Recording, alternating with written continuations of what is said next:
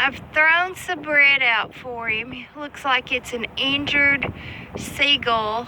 This parking lot is on their migratory path.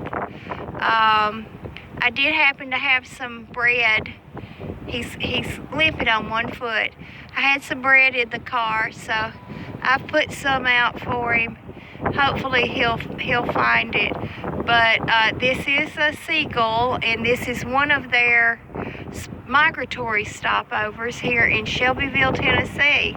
So here's your very cold seagull in Shelbyville, Tennessee.